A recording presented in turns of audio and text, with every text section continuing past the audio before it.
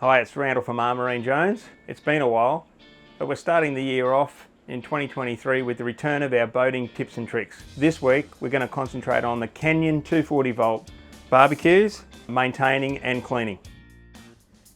Everyone loves a barbecue, especially when you're out on the water on your Riviera.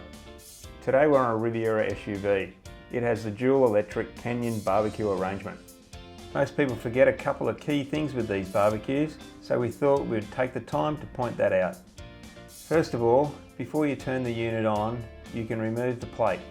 As you can see, you are directly exposed to the element. In these cleanable trays, which can be replaced with these disposable ones, you can use beer, water and wine to avoid the barbecue overheating and to assist with keeping the food moist and add a little extra flavour. One of the great features of these Kenyon barbecues is the silicone lid. It's light, it's collapsible, it won't burn, and it's perfect for keeping the heat in for your cooking. The Kenyon barbecues have a non-stick surface, so it's important to use plastic or silicone or rubber tipped utensils. This will make sure your grill and trays remain unscratched. Another great thing, especially with the Kenyon, unless you get some oil or food directly on the element, you should have very little smoke. Perfect to stop you from accidentally smoking out your cockpit, which is about where this one is located in the Riviera SUV. So when it comes to cleaning the grill, obviously we've cooked a steak today, so it's not too bad. But if you're cooking with chicken, satay sticks, sausages and so forth, you might be making a little bit more of a mess.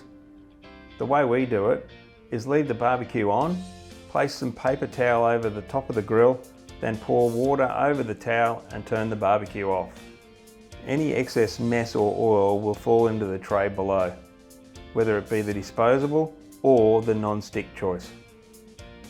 After you let it cool for a short while, you can remove the paper towel, wipe any excess and pop it away.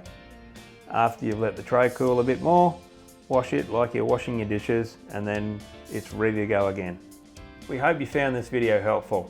We're excited to get back into providing more tips and tricks for you and your boating experience.